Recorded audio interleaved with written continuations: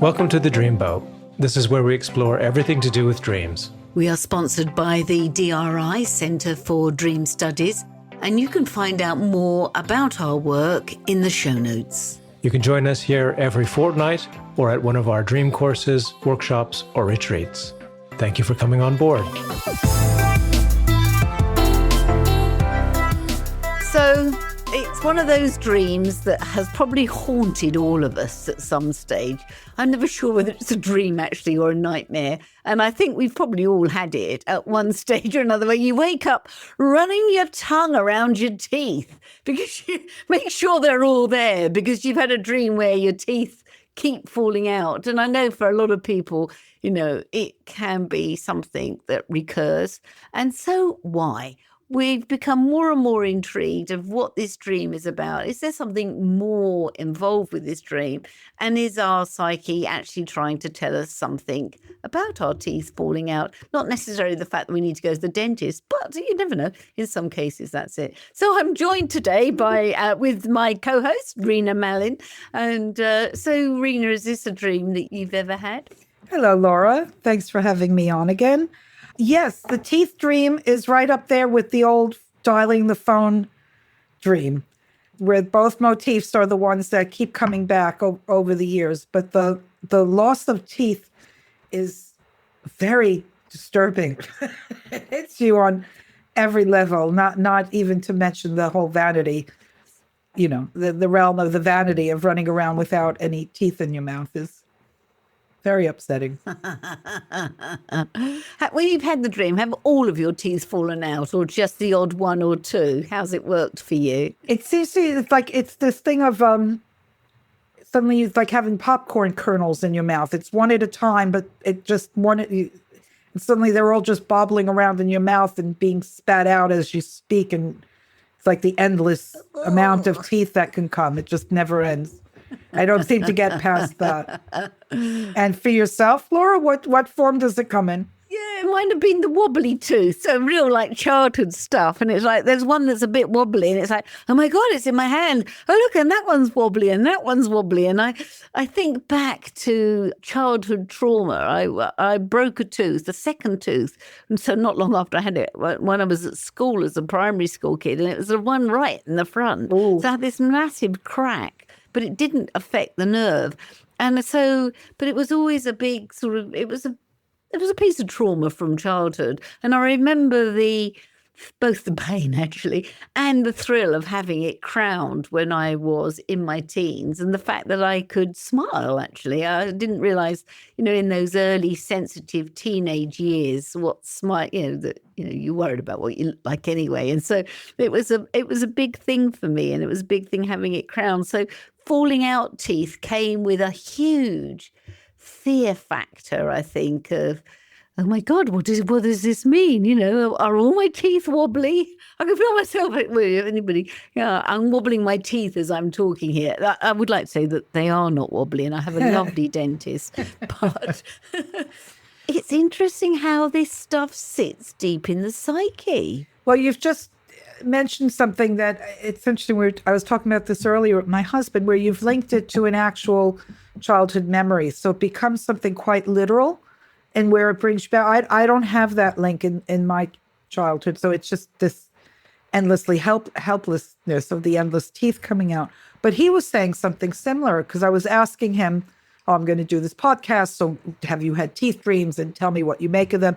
And he kept going on this very literal tract of associating it back to this horrific thing that happened to him when he was 10 in a dentist chair. And I kept trying to get him off the literal.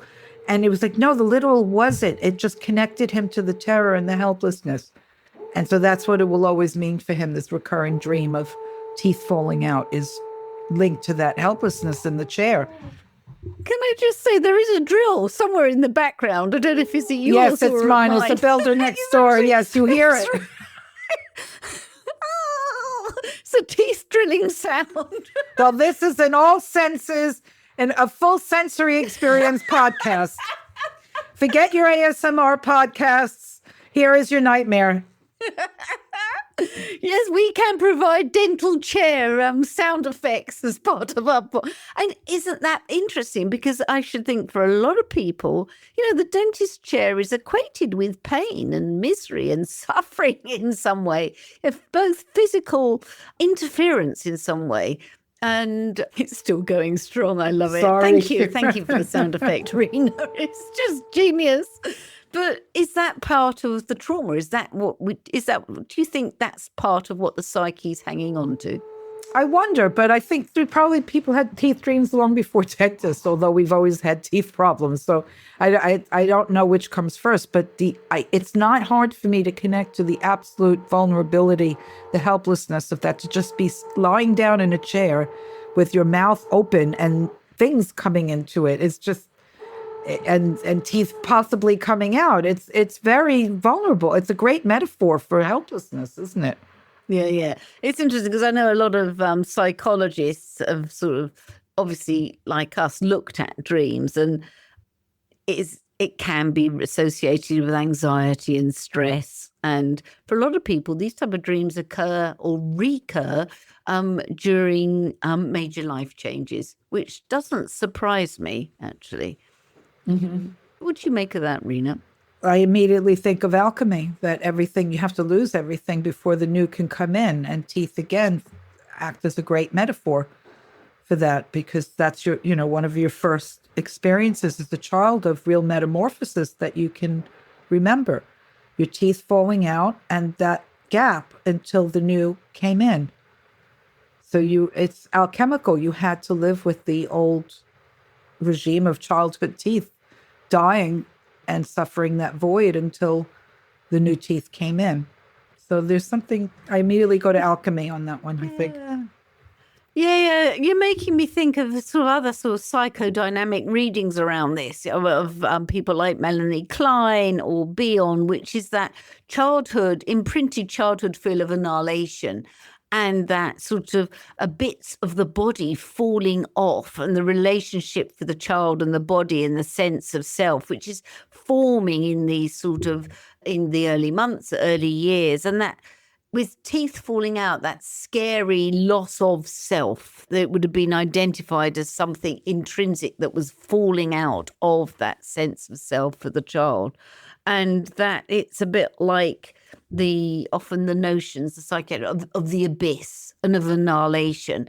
And I was thinking about what Freud used to call elimination dreams, where you're going for a wee or a poo or whatever. But losing teeth is very similar. There is a form of elimination.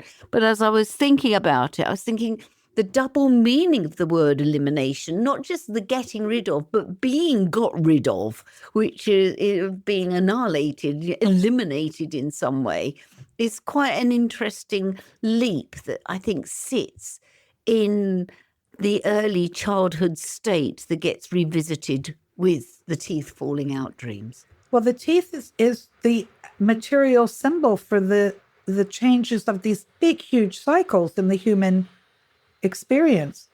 At each stage, something changes with your teeth.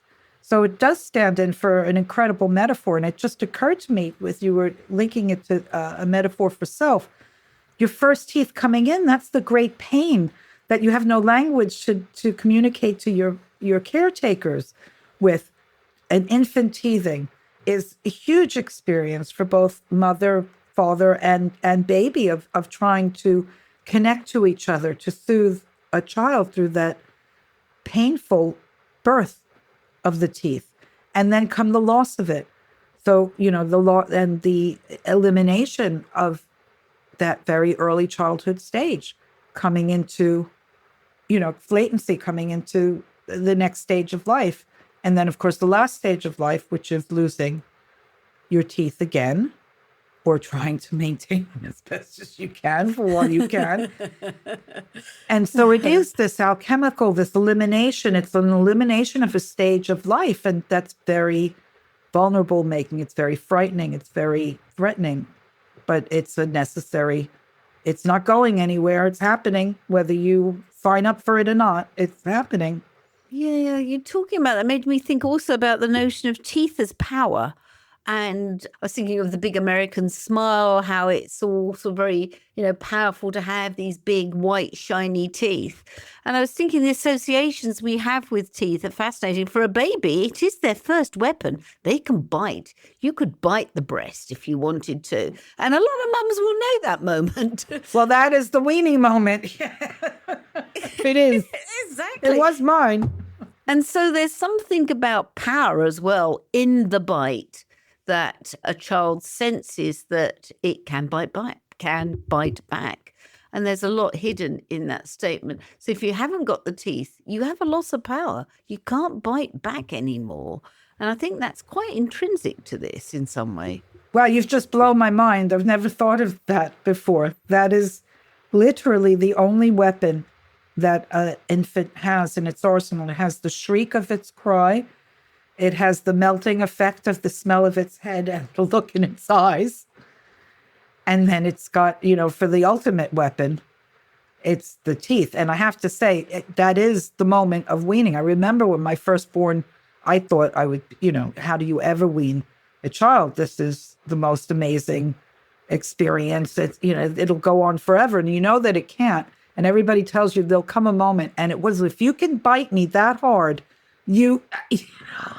my sense of self came Enough now. Preservation came in. It's like, you're done. It was instant. You're done.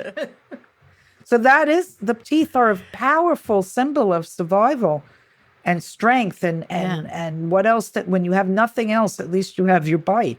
Incredible.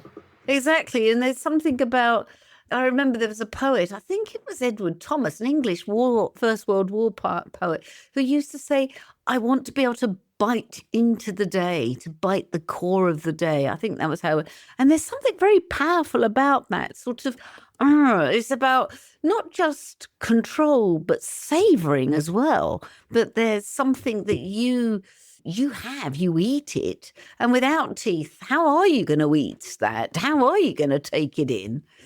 It's quite an interesting motif, the more we sort of drill down on it, Rina. Indeed. The Dreamboat is a project of the DRI Centre for Dream Studies. If you're the kind of person who is fascinated by the mystery of dreams and you want to learn more about the transformational power of dream work, check out our workshops, lectures, retreats, and training courses at driccpe.org.uk. Also on the website, you can support the podcast and all of DRI's work by becoming a member for just over £30 a year. That gets you discounts and first access for our ticketed events, as well as access to videos and extra material online. That's driccpe.org.uk, and you can find the link in the show notes. Now back to the podcast. I was also thinking, while talking to you, about not just the notion and that losing your teeth in a dream could be about this sense of loss of control, but also how teeth is. I remember reading somewhere that when we smile, we're actually baring our teeth, and in the animal world, that is a warning symbol, and we've moderated it to sort of mean something very different. And if you can't smile and bare your teeth, again, it's about power. There's a loss of power there. How do you signal to other animals that you have the power to bite back? Exactly. And it's just, that phrase, your disarming smile. You can disarm someone with a charming smile. So we've taken what the chimps do and just elevated it a little bit to a different, but it's the same thing.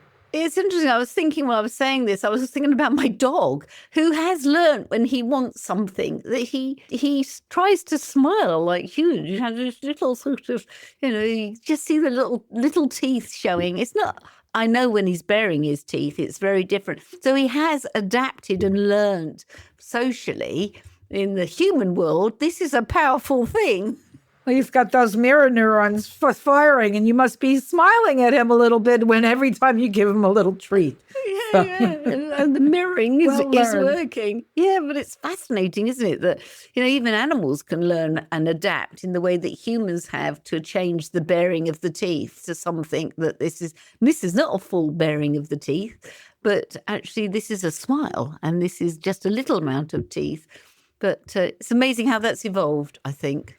Indeed. And it's, I'm thinking here, that anytime you have a dream that that reaches to the level of universality that losing your teeth does across this culture, because this is a biological function, right? So all humans will have this.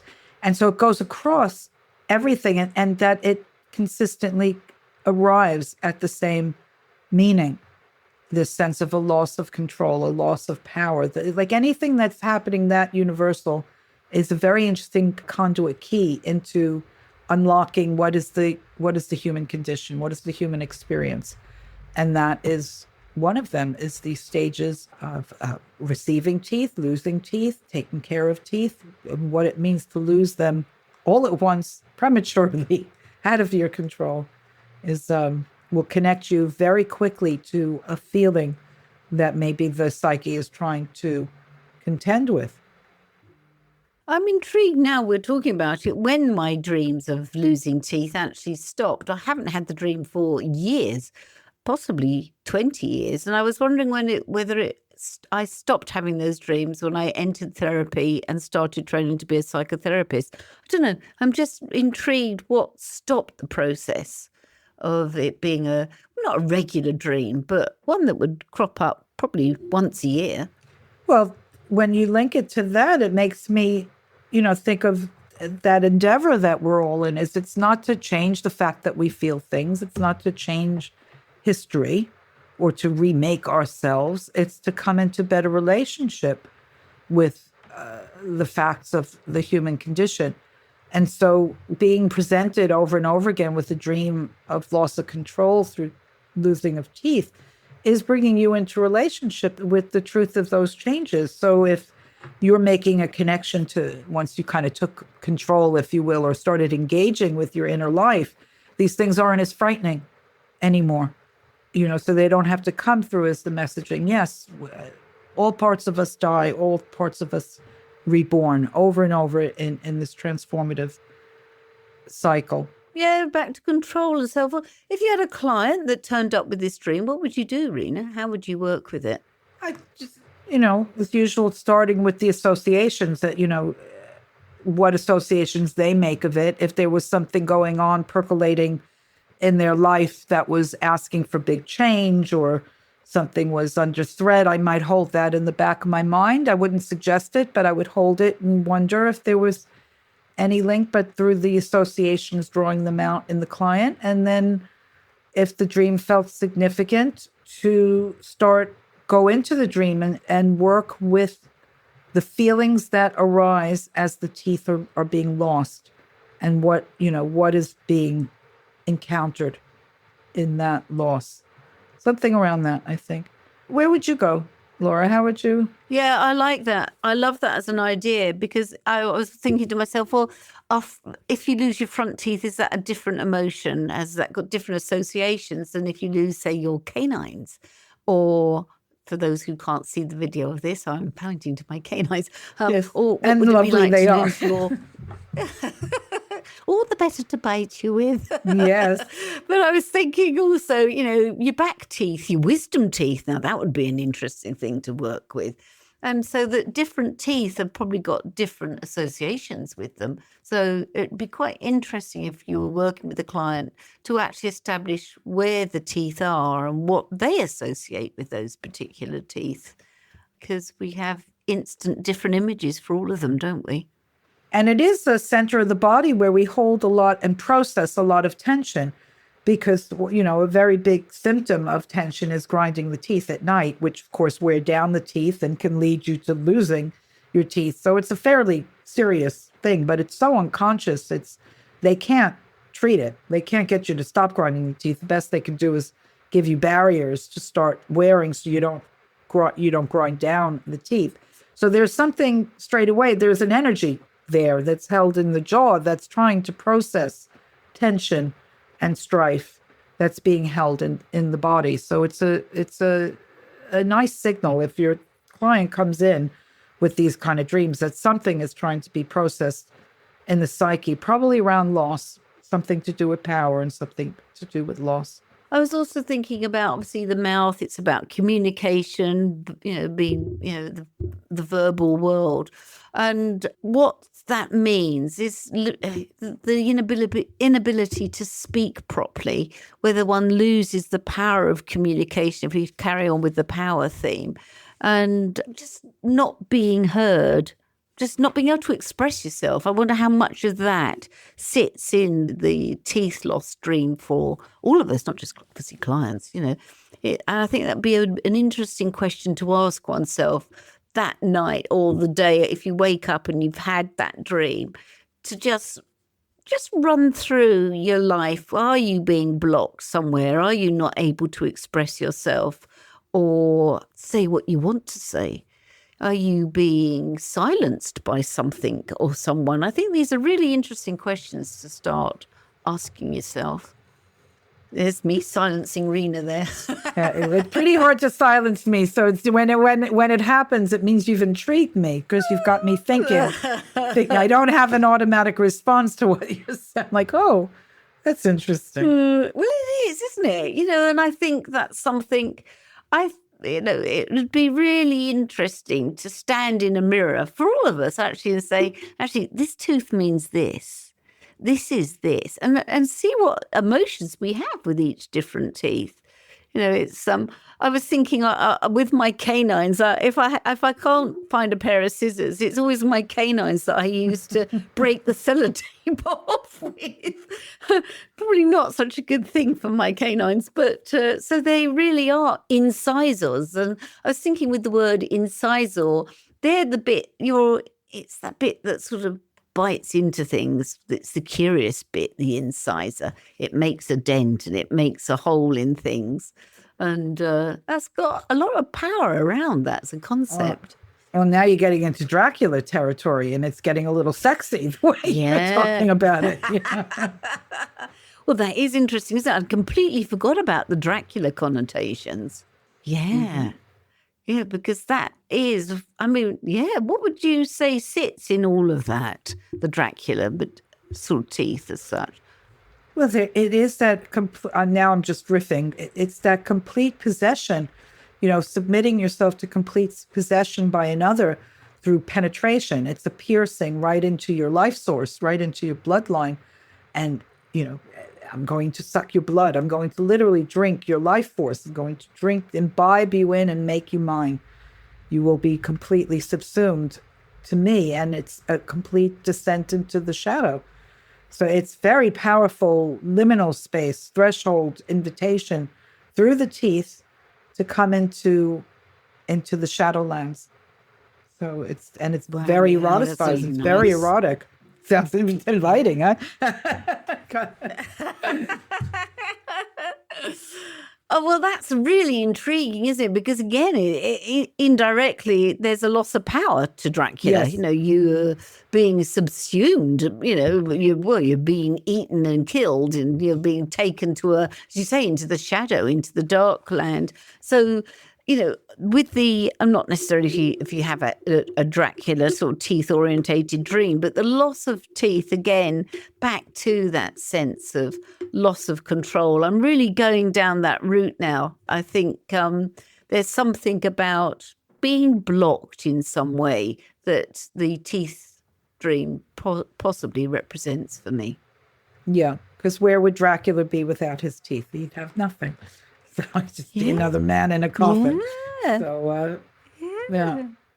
Well, I think that's a good place to end, actually. And if you have any teeth falling out dreams, we'd like to hear from you and what you make of it. And yes, please. Happening in your life, actually, at this time that your teeth. We'd like to know a bit more about your motif. Sorry, I can't resist it again. It's nice, Rina, to know that at least the dentist drill has stopped at your end, and we have peace again. And so I will say at this moment, sweet dreams, whether your teeth are in or out. And yes, sweet dreams. And if you're dealing with a newborn who is teething, think about it a different way.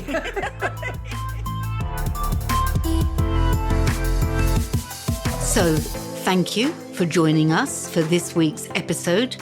Don't forget to like us and leave comments on your favourite podcast platform. As I'm sure you know, that's the way we build an audience for the Dreamboat podcast and also to spread news about dreaming. And as we said, there are many ways you can share your dreams at the DRI, the Dream Research Institute. Yes, we have courses, events, and workshops, and we want to hear from you. So check out the show notes for links, or find us on Instagram and on our Facebook page and on our website at driccpe.org.uk. And if you want to explore your dreams further, or you would like to support us, you can join the DRI as a member for just £30 a year. As a member, you will get discounts for all of our events and short courses. You'll get our newsletter with latest dream research news, and we'll also be adding other special member benefits during the year. Of course, members' dreams will always be given preference for reading on the podcast Dream of the Week slot. So go to the link on the show notes and become a DRI member today. Keep dreaming and keep sharing your dreams.